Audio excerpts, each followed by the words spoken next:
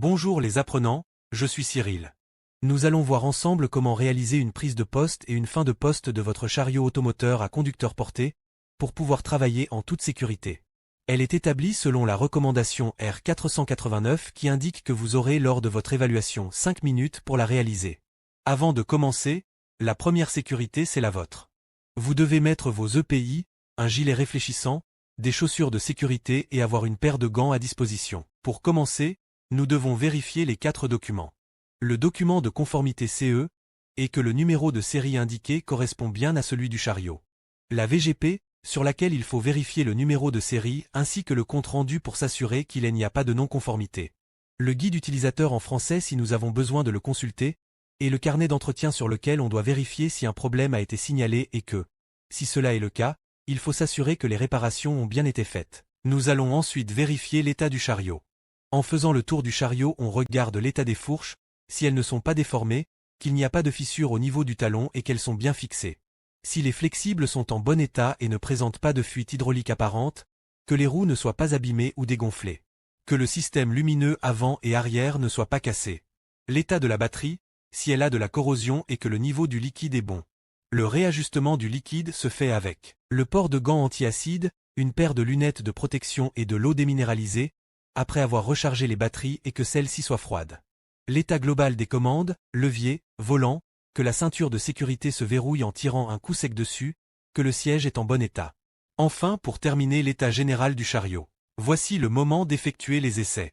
Installez-vous au volant mais attention, vous devez monter sur le chariot avec 3 points d'appui, une main sur la barre de maintien, la seconde sur le dossier du siège et un pied sur la marche du chariot et pour en redescendre on reprend les mêmes points d'appui et dans le même sens que la montée. Réglez votre siège, la distance avec le volant, le dossier et l'amortissement du siège selon votre gabarit.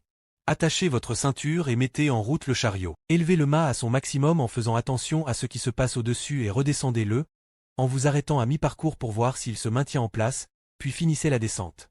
Inclinez le mât vers l'avant et ramenez-le vers vous. Effectuez une translation à gauche et à droite. Testez également les lumières, clignotants et gyrophares si présence. Testez la sécurité dite de présence ainsi que le klaxon et mettez le mât en mode circulation, c'est-à-dire, mât incliné vers vous et talon des fourches à 15 à 20 cm du sol. Avancez ensuite de 3 mètres en testant la direction et freinez fort pour vérifier le bon fonctionnement des freins. En vous retournant vérifiez derrière vous si des traces d'huile sont présentes. Tout en continuant de regarder derrière, vous effectuez la même manœuvre mais en marche arrière. Si vous n'avez détecté aucune anomalie lors des essais, vous pouvez commencer à travailler. Passons maintenant à l'adéquation.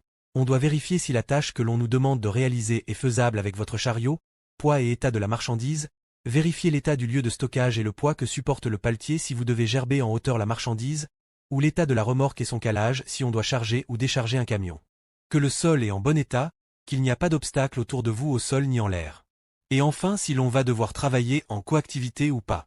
Le but étant, je vous le rappelle, que vous puissiez travailler en toute sécurité. Passons maintenant à la fin de poste. Vous devez mettre le chariot en sécurité. C'est-à-dire, à un emplacement adéquat qui n'est ni devant une sortie de secours, ni devant une porte, ni devant un système d'incendie ou tableau électrique.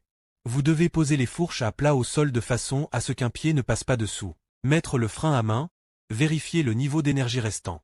Éteindre le chariot et en retirer la clé. Descendre du chariot comme vous êtes monté, avec les 3 points d'appui. Faites le tour du chariot pour vérifier son état.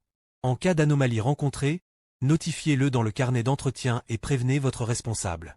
Si le chariot a besoin d'être rechargé, branchez-le dans un endroit bien ventilé pour éviter toute émanation. Et voilà!